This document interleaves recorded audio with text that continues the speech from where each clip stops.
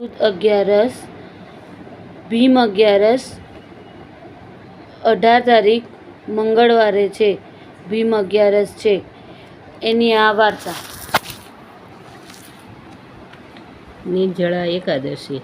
એક દિવસ ભગવાન વ્યાસને ભીમસેન કહેવા લાગ્યો, હે પિતામહ, મારી માતા તેમજ મારા ભાઈઓ બધા એકાદશીને દિવસે ઉપવાસ કરે છે અને મને જમવાનું આપતા નથી.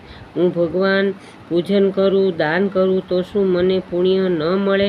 અને તેમ કરવાથી પુણ્ય પ્રાપ્તિ ન થઈ શકે?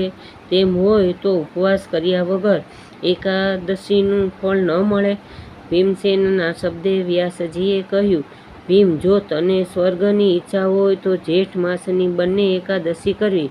બે ઉપવાસ ન થાય તો જેઠમાં વૃષભ અને મિથુન સંક્રાંતિમાં નિર્જળા એકાદશી આવે છે તે કરવી. તે દિવસે સ્નાન કરતાં કે આચમન કરતાં જેટલું પાણી મોઢામાં જાય તે ઉપર જ આખો દિવસ કાઢવો અને બારસના દિવસે સ્નાનાદિક કરી જળ તેમજ સુવર્ણ બ્રાહ્મણને આપવું, પછી ભોજન કરવું. આમ કરવાથી પાપનો નાશ થાય છે, 12 માસની એકાદશીનું પુણ્ય મળે છે અને વિષ્ણુદૂતો વિષ્ણુલોકમાં લઈ જાય છે.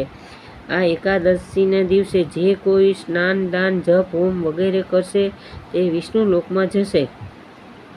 વ્યાસના શબ્દે ભીમે 11 કરી, તેથી તે પાંડવ એકાદશી પણ કહેવાય છે.